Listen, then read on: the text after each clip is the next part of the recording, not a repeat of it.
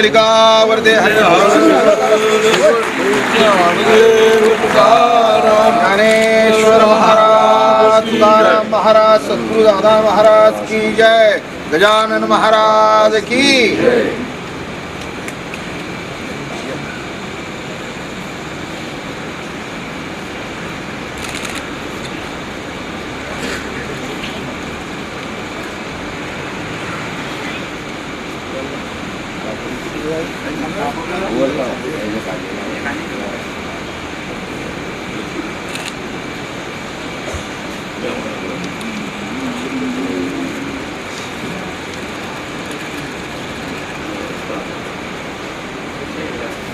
अध्यक्ष आदरणीय तात्यासाहेब गोडसे हे करते. निर्विघ्न व कुर्मे देव सर्व कार्य सर्वदा.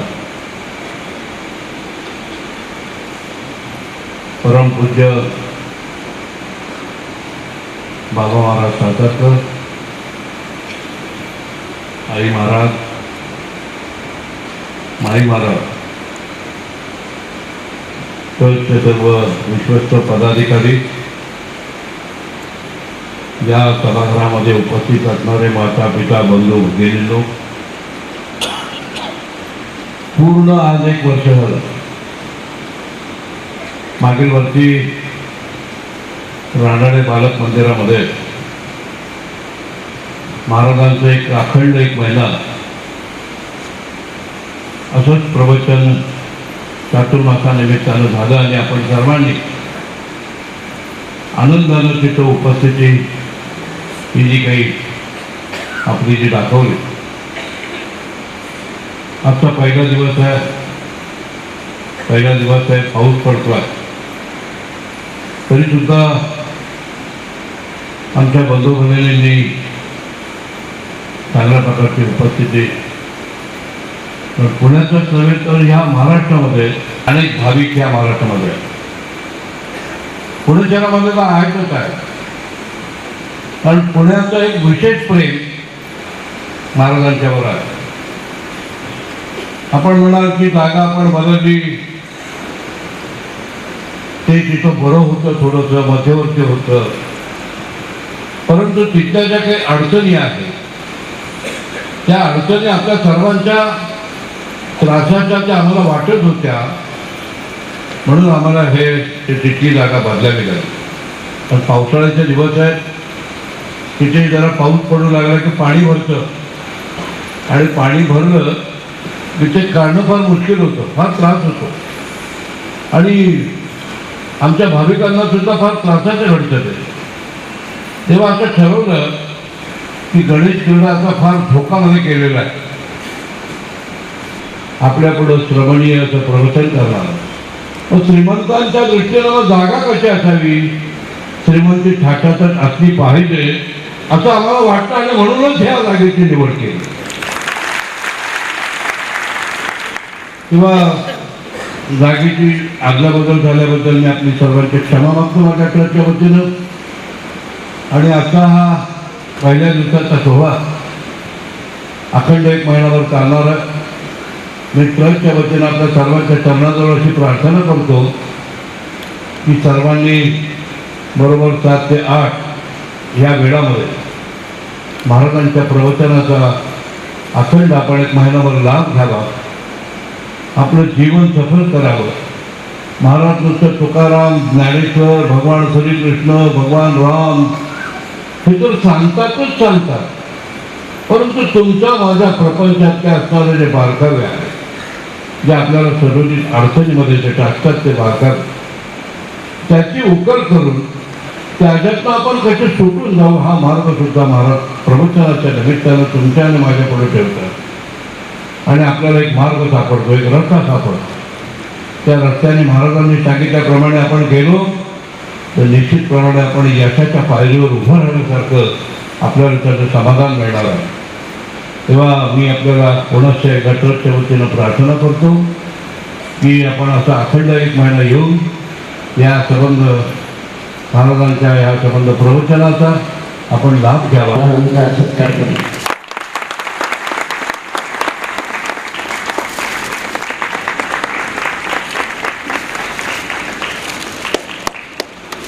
ज्ञानेश्वर महाराज की जय, राम महाराज की जय, सद्गुरु दादा महाराज की जय, गणपती बाप्पा की जय. आपल्याला सर्वांना कल्पना आहे, गेल्या वर्षी आणि कृष्ण भगवंताच्या गुणवर्णन लीला वर्णन ऐकायला आपण सुरुवात केली. आणि गेल्या वर्षी कृष्ण गोकुळातच अजून आहे, अजून गोकुळच्या बाहेर काही पडला नाही. आणि आपली सर्वांची उत्सुकता, प्रेम, आतुरता पाहून असं ठरवलं गेलं की पुढच्या वर्षीही त्याच्या पुढे कृष्णचरित्र सांगण्यात येईल. कृष्णमूर्ती होय गे, कळो आली सोय गे. विसरला नाही ना? आवाज विसरल्यासारखा येतो, असा फोर्स मध्ये येत नाही. कृष्णमूर्ती होय गे, कळो आली सोय गे.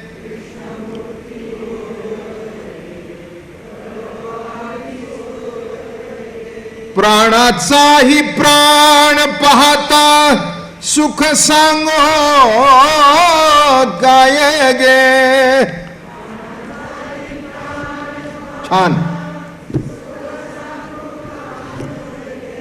प्राणाचाही प्राण पाहता सुख सांगो काय गे.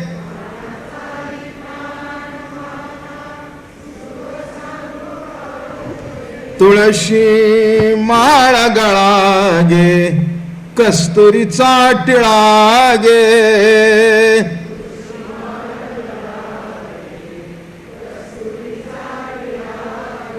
तुळशी माळ गळा गे, कस्तुरीचा टिळा गे.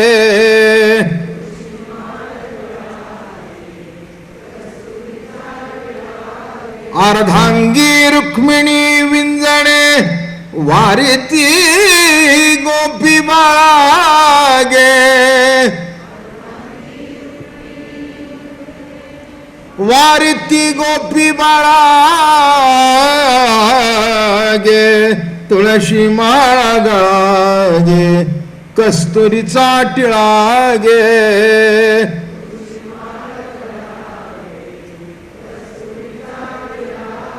पितांबराची कास गे, कसली सावकाश गे.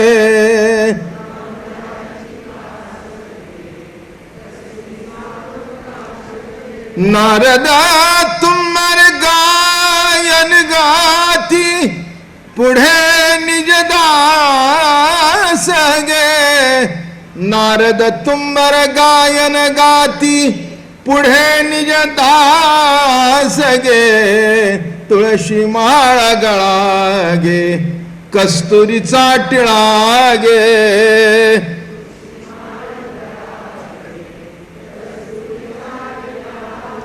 भक्त कृपेची माय गे, ओळखो आली विठाई गे.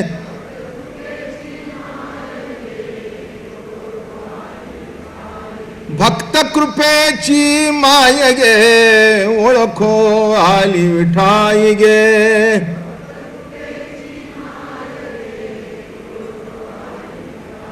एका जनार्दनी विठे जोडियले पाय गे. तुळशी माळ गळा गे, कस्तुरीचा टिळा गे.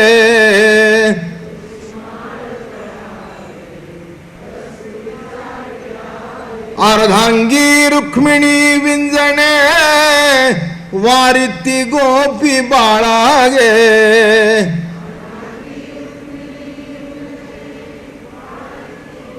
बाळा गे. तुळशी माळ गळा गे, कस्तुरीचा टिळा गे.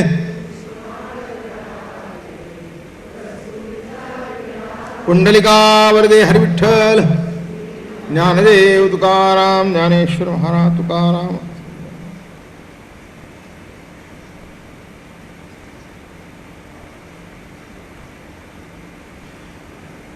माऊली महावैष्णव संत श्रेष्ठ नाथ महाराज आणि या अभंगामधून कृष्णमूर्ती होय गे कळू आली सोय गे प्राणाचाही प्राण पाहता सुख सांगो काय. हा 1 महिना अभंग रोज म्हटला, आता हे रोज म्हणणार आहोत. भगवंतानी अनेक अवतार घेतले. आपण जन्माला येतो आणि देव अवतार घेतो. जन्माला येणाऱ्या माणसाच्या हातात नसतं कुठे जन्माला यावं, कोणाच्या पोटी जन्माला यावं, गरिबाकडे यावं का श्रीमंताकडे यावं, चांगल्याकडे यावं का वाईटाकडे यावं, संताच्या पोटी यावं का चोराच्या पोटी यावं. म्हणून मनुष्य कुठे जन्माला आला याच्यावरून त्याला कमी लेखण्यात काही हशील नाही, पण तसं घडतं. उच्च कुळामध्ये जन्माला आलेला माणसं म्हणतात श्रेष्ठ कुळातला आहे, मध्यम कुळातला आहे, अगदी निकृष्ट कुळातला आहे असं माणसं म्हणतात. पण कुणाच्या हातात आहे कुठे जन्माला यावं. म्हणून कुठे जन्माला यावं हे ज्याच्या हातात नाही त्याला म्हणावं जीव, आणि कुठे जन्माला यावं हे ज्याच्या हातात आहे त्याला म्हणावं देव. बस हे एवढं समजलं म्हणजे अवतार अवतीर्ण होणं. अवतार शब्दाचा अर्थ काय? अवतीर्ण होणं, अवतार घेणं. म्हणून भगवंतानी ज्याच्या समयाला त्या त्या वेळेला त्या त्या ठिकाणी अवतार घेतले. जशी नड पडली तशी मच्छ. बरं का, आमच्या धर्माची आमच्या लोकांची गंमत आहे नाही हो. मच्छदेव आणि ताटात कापून खातो. काय काय आपल्याला गोष्टी कळल्या नाहीत बरं का तात्या. काय किती आश्चर्य आहे नाही का. हा, देव कोणचा? मच्छ. असो असो, काही बिघडत नाही. तुमच्या आतही देव आहे, बाहेरही देव आहे, त्याच्यातही देव आहे. खा. काय म्हणून देवाची सुद्धा मोठी गंमत आहे. मच्छ, कूर्म, वराह, नरसिंह, वामन, परशुराम, राम आणि कृष्ण हे अंश अवतार आहेत. मागच्या वेळेला थोडंसं सांगितलं आपल्याला. म्हणजे त्या त्या कार्यापुरता अवतार. ते कार्य झालं. मच्छ अवतार ज्याच्याकरता होता झालं. कूर्म त्याच्याकरता झालं. समुद्र मंथन घडलं, संपलं. वराह, नरसिंह काय त्याला मांडीवर घेतला, फाडला, संपलं, गेले नाही. वामन पाय दिला, खाली गेला, संपलं. परशुरामाच्या अवतारामध्ये एकांगी अवतार होतो. अमक्याला मारावं, तमक्याला ठेवावं. देव म्हटल्यानंतर देवाचे जर सर्व आहेत ते याला वाचवावं आणि त्याला मारावं, म्हणून अंश अवतार. म्हणजे परिपूर्णतेचे अवतार नव्हे. काही काही अंशांनी त्याच्यामध्ये त्या त्या वेळेला देवत्व. राम बरं का, हो, हा पूर्ण अवतार. पण पूर्णतम अवतार जो आहे तो कृष्णाचा आहे. बरं का. ज्यांनी सर्वांचं ऐकलं तो राम, आणि ज्यांनी सर्वांना ऐकायला लावलं तो कृष्ण. माझं बोलणं समजलं? ज्यांनी सर्वांचं ऐकलं तो राम. रामाने कुणाचं ऐकलं नाही. तुम्हाला आश्चर्य वाटतं आईचं ऐकलं. अहो, आईचं काय, धोव्याचंही ऐकलं. आपण जर बारकाव्याने बघाल तर आपल्याला कळून येईल. कुणाचं ऐकलं? धोव्याचंही ऐकलं आणि मनापासून ऐकलं.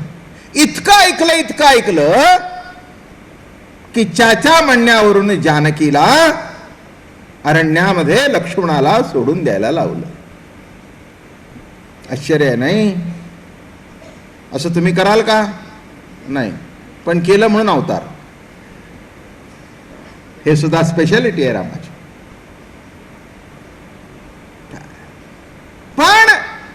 या अवतारामध्ये कुणाचंच ऐकलं नाही. इथे एक सोडून दिली आणि इथे 16,108 केल्या आणि कुणाचीही पर्वा केली नाही. माझं बोलणं कपॅसिटी बघाव का. इथे एक धोबी काय म्हणेल म्हणून विचार केला आणि इथे 16,108 केली तर बेपर्वा. तर भान म्हणजे तसं काही कोण म्हणेल काय करेल बरं का. म्हणून पूर्णतम अवतार का पुष्कळ सांगण्यासारखा आहे.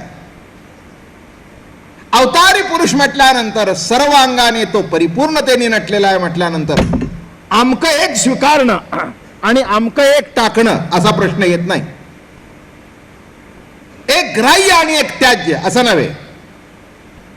कृष्ण अवतारामध्ये सर्वाचा स्वीकार आहे. चांगल्याचा स्वीकार आहे, वाईटाचा स्वीकार आहे, खऱ्याचा स्वीकार आहे, खोट्याचा स्वीकार आहे. हेच कृष्ण अवताराचं वैशिष्ट्य आहे. एक लक्षात घ्या, आम्ही असं सांगतो आत्म्याचा स्वीकार आम्ही करतो, देहाची निंदा करतो. बरोबर आहे ना. इथे भगवंताच्या विषयाचं वर्णन करता करता शुकदेवासारखे मुक्त झाले. ज्ञानेश्वर महाराज ज्ञानेश्वरीत म्हणाले, विषय जिनोनी जन्मले ते शुकादिकही दादुले ते विषयोची वाणिता झाले भाट दयांचे. विषय जिनोनी जन्मले. काय गंमत आहे. विषय जिंकून जन्माला आलेले शुक महामुनी ते भगवंताच्या विषयाचं वर्णन करता करता त्याचे भाट झाले. किती आश्चर्य आहे मंडळी, बघून घ्या. याचा अर्थ असा आहे की सर्वांगाने परिपूर्ण असा अवतार. तत्वज्ञानांचा उद्धार केला, ऋषींचा उद्धार केला आणि गंवार गोपींचा उद्धार केला. त्यांना कुठे कमीत्वाने बघितलं नाही. आणि म्हणून मला सांगायचं आहे की कृष्ण अवतार हा परिपूर्णतम असा अवतार आहे आणि त्याबद्दल गेल्या वर्षापासून आपण अत्यंत आवडीने प्रेमाने ऐकतोय. कृष्ण लीला सुद्धा आपल्याला अनेक तऱ्हेने सांगितली आणि म्हणून थोडीशी प्रस्तावना करतो. रमण रूपाने जी सत्ता प्रगट होते त्याला राम म्हणावं आणि कर्मरूपाने जी सत्ता प्रसरण पावते त्याला कृष्ण म्हणावं. कर्मस्वामी तू कृष्णनाथा इंद्रिय क्रिया समस्था कोणा न करवे अन्यथा कर्म नियंताच कृष्ण. कर्माचं नियमन जो करतो तो कृष्ण. म्हणणं कळलं का. कर्माचं नियमन जो करतो तो कृष्ण. त्याच्या सत्तेने चालतं. डोळे हलणं, चालणं, बोलणं, उठणं, बसणं. तुकाराम महाराजांनी प्रश्नच विचारला, चाले हे शरीर कोणाची असत्ते कोण बोलविते हरिवीण. म्हणून दुसरा अभंग गाताना म्हणाले, कृष्ण माझी माता कृष्ण माझा पिता भगिनी बंधू चुलता कृष्ण माझा. म्हणून हे कर्म ज्याच्या सत्तेने चाललंय तो कृष्ण. कर्म बंद पडलं तर अवस्था काय होते सांगण्याची आवश्यकता नाही. बरोबर आहे ना. एक सांगू का, घरामध्ये सुद्धा तुमच्या हातून कर्म होतंय तिथपर्यंत तुमची किंमत आहे. कर्म करण्याचं ताकद संपली की तुमची घरातली किंमत शून्य. बरोबर आहे का नाही. म्हाताऱ्या माणसांना माहिती आहे काय. रिटायर झालेल्यांना तर जास्तीच माहिती आहे. काय जे रिटायर झालेले आहेत, अजून सांगतो, रिटायर झालेत पण काम करतायत, ठीक आहे. रिटायर होऊन घरात बसून स्वतःनी काही होत नाही, एकदम किंमत कमी. मग कधीही वर तोंड करून न बोलणारा मुलगा सुद्धा म्हणतो आपल्याच्याने होत नाही, जरा बसून तरी राहा की. पण तुम्हाला सवय झाली आहे वट वट वट वट करायची. माझं बोलणं कळलं. याचा तुम्हाला कोणाला अनुभव नसेल.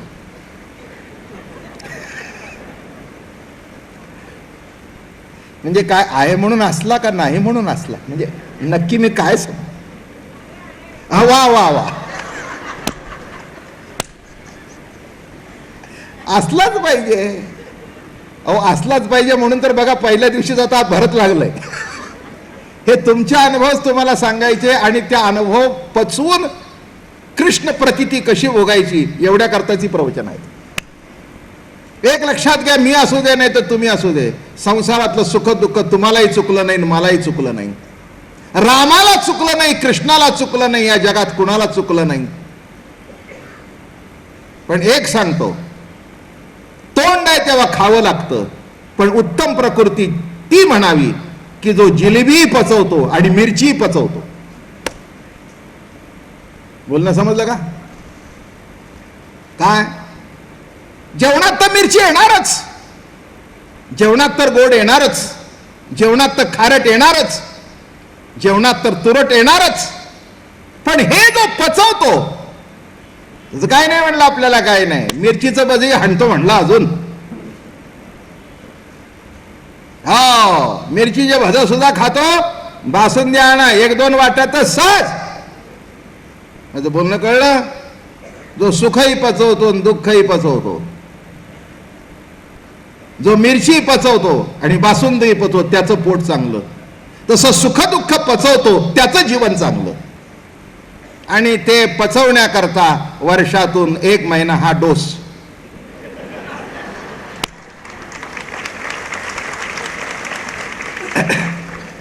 म्हणजे एक लक्षात घ्या, हा मी डोस तुम्हाला देतो असं नव्हे, इथे बसण्यापूर्वी मी पितो आणि मग तुम्हाला वाटतं.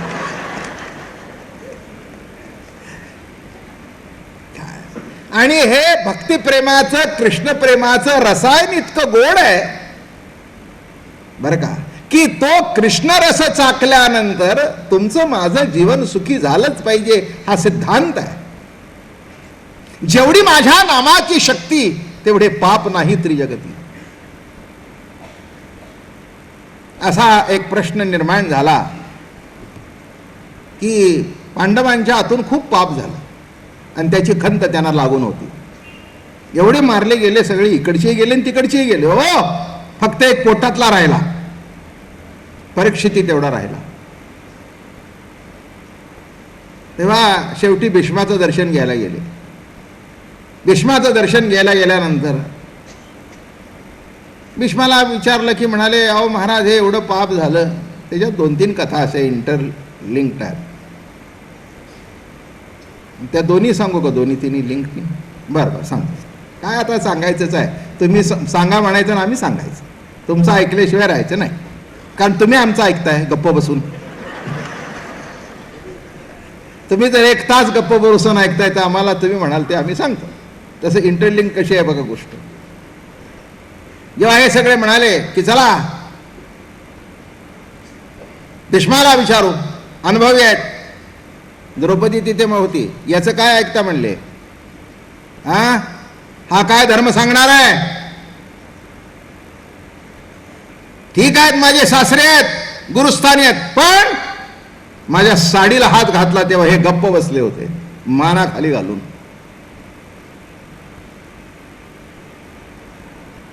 काय या जगात असा कोण आहे की भीष्माचाराचा ऐकणार नाही? उन्मत्त दुर्योधन असू दे नाही तर दुशासन असू दे, कोण आहे? पण हा गप्प बसला. हा काय बोध करणार आहे? बायकांची लाज लुटत असताना आणि ती सुद्धा स्वतःच्या सुनेची आणि स्वतःच्या दिराकडून हे डोळ्याने पाहत असताना सुद्धा जो गप्प बसला तो काय सांगणार आहे? कृष्ण म्हणाला तसं नाही द्रौपदी,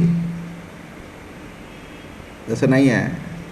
भीष्माचार्य म्हणाले नाही नाही तिला बोलू दे, बरोबर आहे, तू बोलतोस ते बरोबर आहे, पण एक सांगू, आता मी धर्म सांगायला योग्य आहे. ते म्हणले का?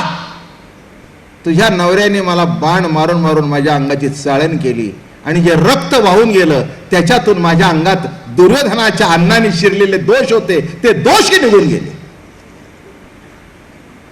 होते दोष माझ्या अंगात, पण ते दोष निघून गेले. आता तो दोष शिल्लक राहिला नाही. तुझ्या नवऱ्याने चाळण केली माझ्या अंगाची. आणि दुसरं सांगतो, मी जो पांडवांच्या विरुद्ध लढलो तो एवढा करता, समोर कृष्ण सख्याला बघावं आणि त्याला बघत बघत प्राण सोडावा. पुढची गंमत आहे अशीच. ते पांडवांना म्हणाले, भीष्माचार्यांनी बोध काय केला? कृष्णाचं नाव घ्या. अरे म्हणले, यांनी तर आम्हाला पापात ढकललं, याचं नाव काय घ्या?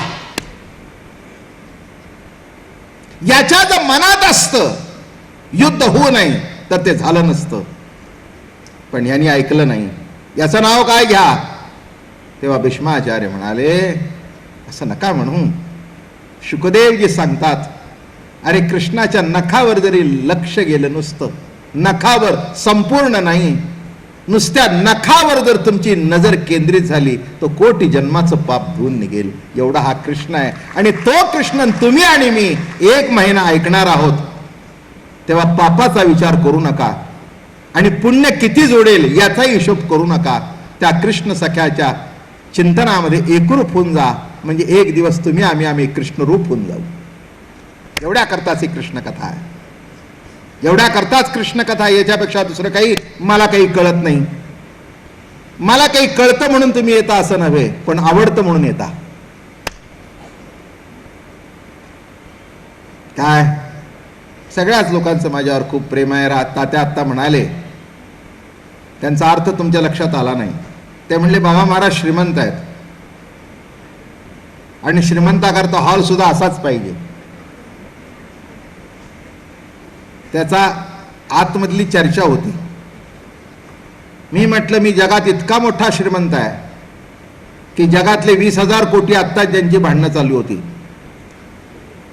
त्यांच्यापेक्षाही मी श्रीमंत आहे. टाटा बिर्लापेक्षाही श्रीमंत आहे. कारण का? माझ्याकडे पैसे तेवढे नसतील, पण भर पावसात तुमच्यासारखा हॉल भरवून टाकणारे मंडळी आहेत. ही माझी श्रीमंती फार मोठी आहे. ही मोठी श्रीमंती आहे. माझ्याकडे खूप मोठी श्रीमंती आहे. ती म्हणजे तुमचं प्रेम, तुमची आपुलकी, तुमचा जिव्हाळा. माझी खात्री आहे की ज्या दिवशी ही प्रवचन संपतात त्या दिवशी पुढच्या प्रवचनाचा दिवस केव्हा उजेडेल याची तुम्ही वाट बघता. सत्य आहे का नाही? ही वस्तुस्थिती आहे. मला माहिती आहे. मला श्रोत्याचं अंतःकरण कळतं. म्हणून कुठे गेलं तरी असाच समाज येतो, आवडीने येतो, प्रेमाने येतो. कशा करता सांगितलं मी? माझ्याकडे ज्ञान नाही आहे, पण कृष्ण सख्याचं प्रेम जे काही सद्गुरु कृपेने वाटणीला आलं ते तुम्हाला वाटावं. वाटणीला आलं ते वाटतोय. एकटा वाटणी घेणारा मी नाही. काय एक सांगू का? संसारातली वाटणी निराळी आणि परमार्थातलं धन असं आहे, ते वाटावं. वाटावं म्हणजे वाढतं. पूर्वार्जित होते पुण्य तेने हे चरण आतुडलो. पूर्व जन्मीचं काहीतरी सुकृत आहे, जे हे महाधन परमार्थिक. कृष्ण सख्यासारखं धन काय आहे? महाराज म्हणाले, तुकाराम महाराज म्हणतात, मी श्रीमंत आहे. का म्हणतात? अभंग माहिती आहे का? ते असं आहे, धन घरी पांडुरंगा अभंग जे सरेना. काय गोड लिहित आहे, धन घरी पांडुरंग. माझ्या घरामध्ये धन पांडुरंग आहे. हो आहे, माझ्या जन्माच्या पूर्वीपासून आहे. हो, 130-35 वर्ष होऊन गेली. या घरामध्ये पांडुरंगाची म्हणजे कृष्णाचीच पूजा आहे. पांडुरंग म्हणजे कोण? गोकुळाहुनी झाला येता, पंढरपूरला आला म्हणून आपल्याकडे गोपाळ कालाय. मंत्रामध्ये जय जय राम कृष्ण हरी हा जप आहे. आणि म्हणून मंडळी ऐका, त्या कृष्ण सख्याचं नुसतं चिंतन केलं, जन्मजन्मांतराचं पाप धुवून जातं.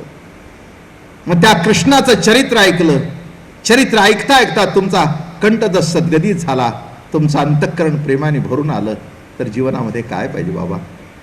कर्मस्वामी तू कृष्णनाथा, कृष्णनाथा. अरे साधा सुद्धा नाथ मिळाला तर बाई तोऱ्यात चालते. साधा नाथ, मरकानाथ. माझं बोलणं कळलं की नाही? एखाद्या बाईला साधा जरी नवरा भेटला, काय माझ्याशी चालते ती. हो, तुम्ही एक गंमत बघा, लग्न झाल्यापूर्वीच्या पोरी, झाल्यानंतरच्या पोरी, बरं का. आणि काय ते कपडे बिपडे काय थाटात येते, रुबाब मध्ये येते. मी एकेला विचारलं, अशीच अगदी रुबाब मध्ये होती, साडी काय, अमकं काय, तमकं काय, पाटल्या काय. मी म्हटलं एवढा रुबाब? म्हणले माझे मिस्टर इंडस्ट्रियलिस्ट आहेत.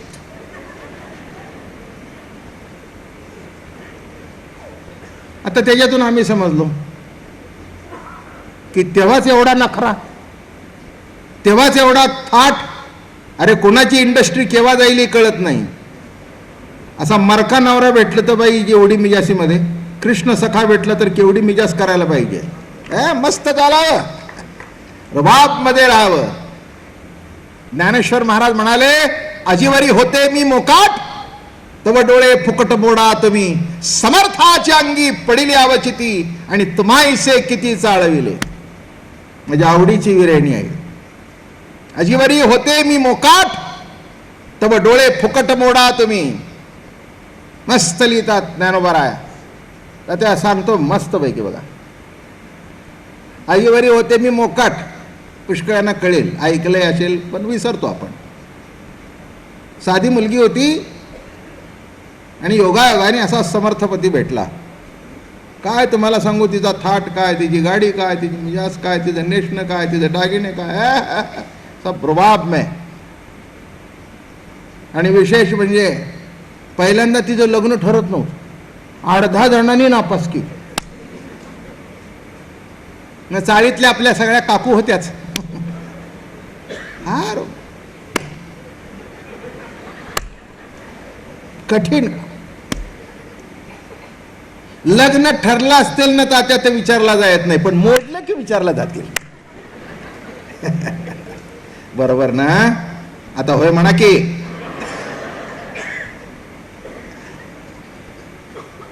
काय किती गंमत आहे. याला म्हणावं जीवन, याला म्हणावं मनुष्य स्वभाव. ठरलं की नाही माहिती, ठरलं. नाहीतरी फार दिवसच रखडली होती, ठरायलाच पाहिजे होतो. हे लावला टिळा, काय करावं. आता ठरलं तर आनंद मान की नाही. नाही हो काय हो काकू, निदान 7-8 ठिकाणी तरी दाखवली असेल नाही. हा अगं बया गप्प बस की, ठरलं ना आता. पण तुम्हाला सांगू, जे ठरलं ते असं ठरलं, त्या लत्त्यात नव्हतं असं ठरलं. डावी होती पण उजवी झाली. थाटात तुम्हाला सांगू, लग्न बिग्न झालं आणि त्या पहिल्यांदा आली गल्लीमध्ये मर्सिडीज, रुबाब मध्ये अशी बसून राहिली टेकोन बेकोन. सगळ्या चाळीतल्या बायकांना कळे ना, गल्लीतले. पुण्यातला शब्द सांगतो, वाड्यातल्या बायकांना. सगळे शुक्रवार अमके तमके, शनिवार सगळे नारायण अमकं, तर काय त्या सगळ्या इकडच्या तिकडे सगळे वाडेच पूर्वी. आता वाडा संस्कृती शिल्लक राहते नाही. आता फ्लॅट आले म्हणून सगळे फ्लॅट होत चालले. पूर्वीची वाडा संस्कृती होती, एकमेकाचं कुटुंब सगळं पापड बरोबर, कुरड्या बरोबर, आमका. आता बरोबर काहीच नाही, बरोबर बाजारात जायचं आणि बरोबर पापड विकत घ्यायचे. तात्या काय सांगू तुम्हाला, या लिज्जतनी या बायकांची इज्जत घालवली. यालाही टाळ्या वाजवत घालवणीला लिज्जतनी तुमची इज्जत. काय काय काय कठीण आहे बाबा, हे आश्चर्यच आहे सगळे. एकंदर जीवनाचा विचार केला तर किती कठीण आहे. पण समर्थ पती भेटल्यानंतर काय रुबाब आहे तिचा. अरे असा कुठचा तरी गाडीवाला भेटला तर एवढा रुबाब. कृष्णमूर्ती होयगे कळवाली सोयगे, आणि प्राणाचाही प्राण पाहता सुख सांगो काय. प्राणाचा प्राण कृष्ण सखा भेटल्यानंतर अरे काय कमी आहे. बाप रुक्मादेवर दीनानाथ भेटला आणि विठ्ठल विठ्ठल झाला देह माता. कोण भेटला? दीनानाथ. दिनांचा नाथ भेटला, आणि दिनाचा नाथ भेटल्यानंतर सामान्य का होईना पण असामान्य झाली. तसं बहुजन समाज, सर्व समाज अतृप्त होता. त्याला परमार्थाचा अधिकार नव्हता, जवळ कुणी घेत नव्हतं. आणि कृष्ण भगवंतानी सर्व समाज एकत्र करायला सुरुवात केली, आणि त्याचीच परंपरा वारकरी संप्रदायाने चालू ठेवली. म्हणून कृष्णमूर्ती होय गे कळो आली सोय गे. काय शेवटी आपली सोय कुठे लागेल हे महत्वाचं. राहण्याची सोय, बसण्याची सोय, खाण्याची सोय, पिण्याची सोय, बोलण्याची सोय. पुष्कळशे लोक अमेरिकेला जाऊन परत येतात. हे म्हातारे कोतारे बाळांपणा काय इतकी काही तुमची पोरं इतकी तुमच्यावर प्रेम करतात का काय जणू काय तुम्हाला अगदी हा लाख रुपये तिकीट खर्च करून नाही फुकटची लस. आणि शेवटी हे निघून जातं त्यांच्याशी बोलायला कोणीच नसतं. जेवढे जेवढे माझ्याकडे आले तेवढे म्हणले महाराज 2 महिने बरं वाटलं पण 3ऱ्या महिन्याला असं वाटलं केव्हा जातोय आपल्या पुण्याच्या सदाशिव पेठेत, केव्हा जातोय आपल्या पुण्यातून गप्पा मारतोय. काय कसं काय नाही बाई अहो काय तुम्हाला सांगू, सून सकाळी जायची, मुलगा सकाळी जायचा, रात्री यायचे, आलं तरी मान खाली घालून त्या टक टक टक टक टक टक टक त्याचं थोबाड बघत बसायचे. आमच्याकडे बघायला कोण नाही. अहो सगळं होतं पण बोलायला कोणी नाही. कळलं का माझं म्हणणं? कळलं. प्रत्येक ठिकाणी सोय, बोलण्याची सोय, खाण्याची सोय होती, झोपण्याची सोय होती, पण बोलायला कोणी. हा अवघड आहे एकंदर गणित.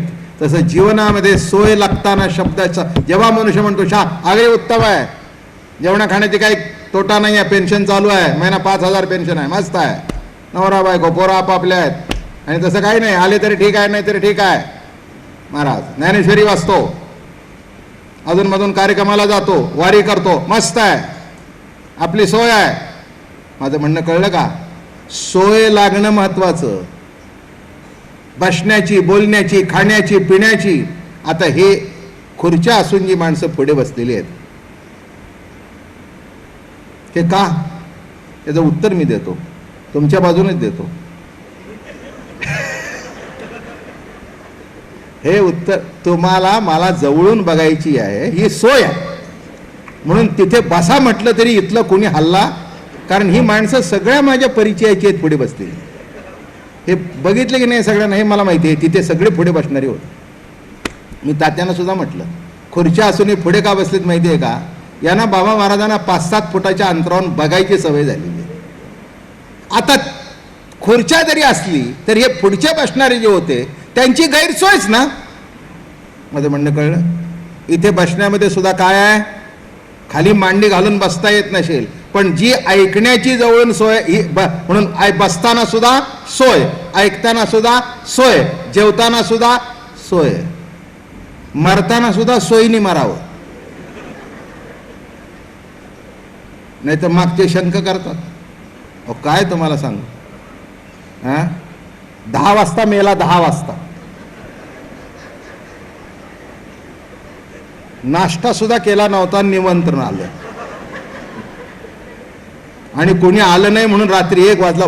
काय तुम्हाला सांगू, म्हणजे तो मेला म्हणून मरावं सुद्धा केव्हा, 12 वाजता जेवून 2 वाजता झोप झाली की निरोप यावा. मेले बाय,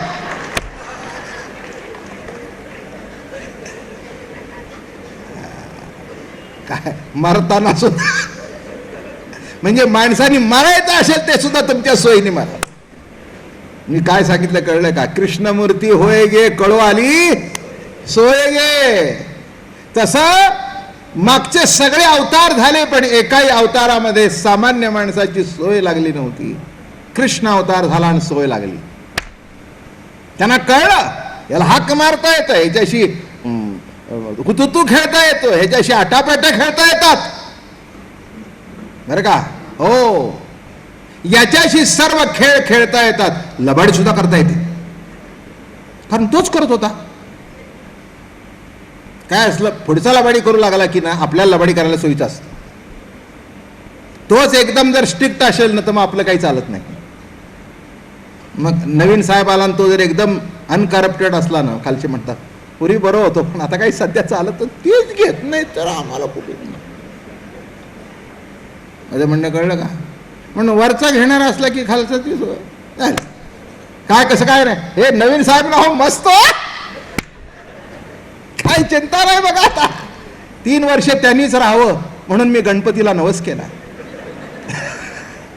गणपती बाप्पाला सांगितलं, बाप्पा हे 3 वर्ष राहू दे, काही नाही, एक तर नक्कीच होईल. कशा करता सांगितलं? प्रत्येक माणसाची, अरे सगळ्याची सोय झाली, पैशाची सोय होईल, खाण्याची होईल, पण मनाच्या समाधानाची सोय जिथपर्यंत लागत नाही तिथपर्यंत सगळे असून गैरसोय आहे. गैरसोय आहे. कोट्याधी शब्दाधीश माणसं, पण समाधान नाही, तृप्ती नाही, तृप्ती नाही. अरे काय भाग्य त्या गोकुळातल्या लोकांचं. कृष्ण सख्याने आपल्या घरातल्या गायी काढाव्या आणि प्रत्येकाला जाऊन हाक मारावी, चल रे पेंद्या, अरे सुदाम्या, अरे वडजा, अरे वाकड्या, अरे चल रे, चल रे, चला रे बाबानो, चला चला चला. ते म्हणाला सध्या कुठे हाक मारतो? अहो कसं म्हणता, आता परवा हाक मारल्याशिवाय माऊलीच्या सोहळ्यावर त्याच्या 7 लाख माणूस होतो.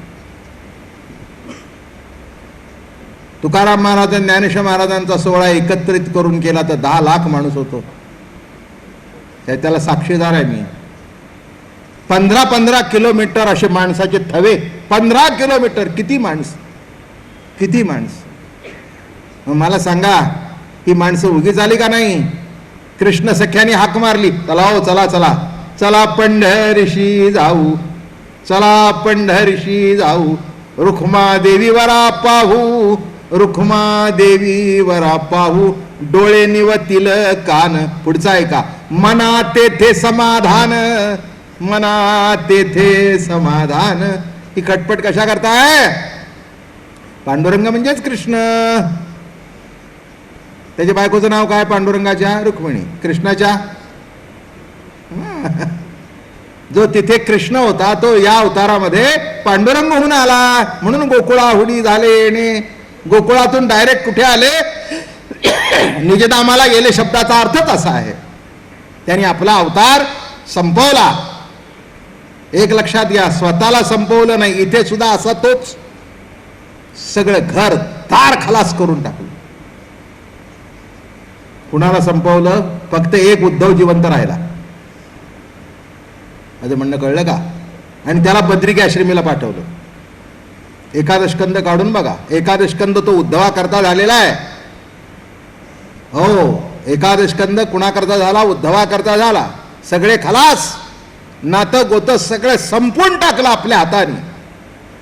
उन्मत्त झाले, मदिरा पिले, एकमेकाला शिव्या देऊ लागले. देवाला कळेना काय झाले, सगळ्यांना कळेना हे कसं घडलं. नाही म्हणाले, हा शाप नडतोय. देवाला विचारलं ऋषीने की अरे प्रभू, तुझ्या घरचं खाऊ नये, आम्हाला शाप कसा? नाही म्हणले, ह्याला संपवायचंय मला. तुम्हाला एक लक्षात येत नाही, सत्तेवरच्या माणसांचे नातेवाईक सुद्धा फार त्रासदायक असतात. त्यांच्यापेक्षा त्यांचा अंमल हे देवाला माहिती होतं.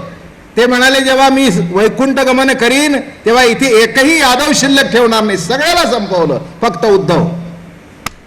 उद्धवाला फक्त शिल्लक ठेवलं. आणि त्याला बद्रिका आश्रमी पाठवलं आणि त्याला सांगितलं की मी जे ज्ञान तुला सांगितलेलं आहे त्या ज्ञानाचा प्रचार कर आणि या जन्ममरणाच्या फेऱ्यातून लोकांना सोडव.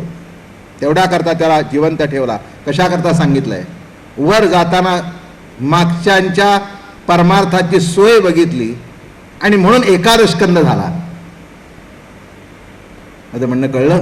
एकादशकंद का झाला? मागच्यांची सोय बघितली. अहो, असं कुणीच नाही आहे जगामध्ये, कुणीच नाही आहे. एक सांगतो मी, राम अवतार श्रेष्ठच आहे, वाद नाही, तोच आहे, तोच आहे. पण कसं असतं, जसं जसं पुढे सरकतं तसं तसं रिफाईंड होत जातं. राम मर्यादा, हा अमर्यादा. म्हणून मी तुम्हाला 10 वेळा सांगितलं, ज्याचा संसार सुखाचा व्हायचा असेल त्यांनी रामाकडे बघावं आणि ज्याला अध्यात्म कळायचं असेल त्यांनी कृष्णाकडे जावं. बोलणं कळलं? संसार सुखाचा व्हायचा असेल तर रामच, कृष्ण बिलकुल नाही. हे का कळलं तुम्हाला? कळलं ना? नाहीतर एखादा म्हणला आम्ही कृष्ण होतो, आटपलंच की. आमच्याकडे पुष्कळ गोष्टी आहेत त्या सांगायला. किती वाजता सोडायचं? 8लाच ना? थोडंसं काय 5-10 मिनिटं इकडे तिकडे. 8 वाजून गेले. हो सोडायचं का मग हां बर मग उद्या सांग. तेव्हा आजचा पहिला दिवस बरं वाटलं हो फार. तात्या गेलं मागेपर्यंत गेलं. माणसं येत आहेत आवडीने प्रेमाने. इथून पुढे मस्तपैकी होणार आहे बघा. असा कृष्ण रंगून रंगून सांगेन बस.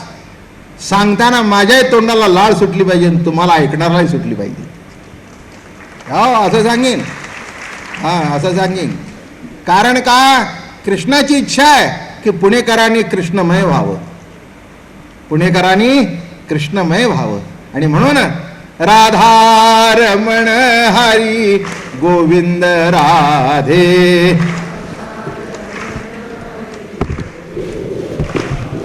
राधारमण हरी गोविंद राधे. गोविंद राधे हरी गोपाल राधे. गोविंद राधे हरी गोपाल राधे.